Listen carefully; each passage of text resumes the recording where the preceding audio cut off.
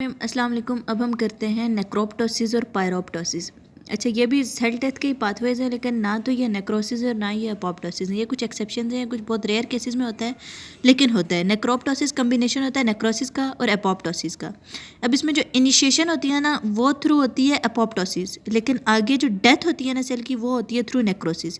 अब इसमें क्या होता है कि जो TNF रिसेप्टर होते हैं ना, मैं आपको बता चुकी हूँ पीछे अपोप्टोसिस में क्या, अपोप्टोसिस का जो एक्सट्रिंसिक पाथवे होता है उसमें TNF रिसेप्टर प्रेजेंट होते हैं, और उनके साथ आगे जब लिगेंड बाइंड करता है तो वो आगे कैस्पेज की एक्टिवेशन करा देते हैं।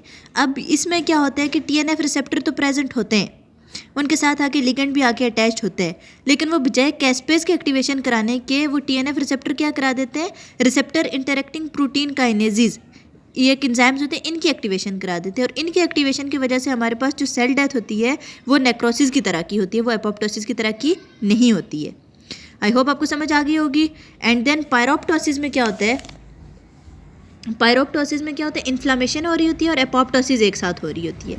अब इसमें यह होता है कि हमारे सेल के अंदर एक चीज़ होती है जिसको हम कहते हैं cytosolic danger sensing protein complex, इसको छोड़ दें, जिसे हम इन्फ्लेमोसोम कहते हैं। इन्फ्लेमोसोम की होती है एक्टिवेशन, इन्फ्लेमोसोम एक्टिवेट होकर क्या करता है, कैस्पेज की एक्टिवेशन कराता है। अब वो कैस्पेज क्या करते हैं, वो कैस्पेज पीछे तो मैंने बताया था ना कि एंडोन्यूक्लियसिस बनाते हैं और बाकी जो प्रोटीन्स होते हैं उनकी डिग्रेडेशन करा देते हैं। बट यहाँ पे जो कैस्पेज बनते हैं वो क्या करते हैं, वो साइटोकाइंस प्रोड्यूस कराते हैं और वो इन्फ्लेमेशन और फीवर और ये सारी चीज़ें कराते हैं, और फिर एपोप्टोसिस भी कराते हैं। ठीक है, अब इसमें देखें, इसमें दो तरह के डिफरेंस आ गए। इसमें पायरोप्टोसिस में क्या हो रहा है, पायरो पायरो कहते हैं फीवर को, ठीक है, फायर, तो वहाँ से फीवर। पायरोप्टोसिस में इसमें फीवर होता है, इसमें हमारे पास इन्फ्लामेशन हो रही होती है और ये सारे काम हो रहे होते हैं। ठीक है, तो इसमें हमने ये बात याद रखनी है कि पायरोप्टोसिस में क्या होता है कि इन्फ्लेमोसोम की एक्टिवेशन होती है, और इन्फ्लेमोसोम की एक्टिवेशन की वजह से कैस्पेज की एक्टिवेशन होती है। बट कैस्पेज बजाय एपोप्टोसिस कराने के एपोप्टोसिस भी कराते हैं, लेकिन एपोप्टोसिस के साथ साथ वो साइटोकाइंस को प्रोड्यूस करते हैं और वो इसकी वजह से इन्फ्लामेशन होती है। नॉर्मली मैंने आपको कहा था कि एपोप्टोसिस में इन्फ्लामेशन कभी नहीं होती है, इन्फ्लामेशन हमेशा नेक्रोसिस में होती है, लेकिन ये वो वाहिद टाइप है जहाँ पे एपोप्टोसिस की वजह से इन्फ्लामेशन होती है, उसको हम पायरोप्टोसिस कहते हैं।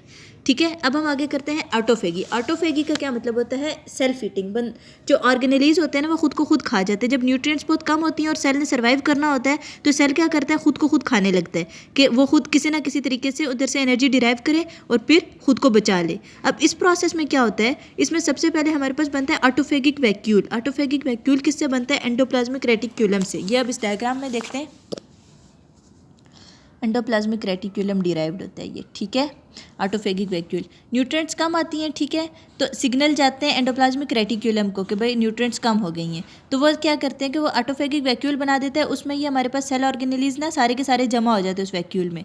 फिर वो ऑटोफेगिक वैक्यूल क्या करता है, वो लाइजोसोम के साथ बाइंड हो जाता है, तो फेगो लाइजोसोम बना देता है, या कुछ इस तरह से बना देता है। क्या बनाता था वो, अच्छा जी, लाइजोसोम और ऑटोफेगोसोम जो है ना, ऑटोफेगोसोम बन जाता है।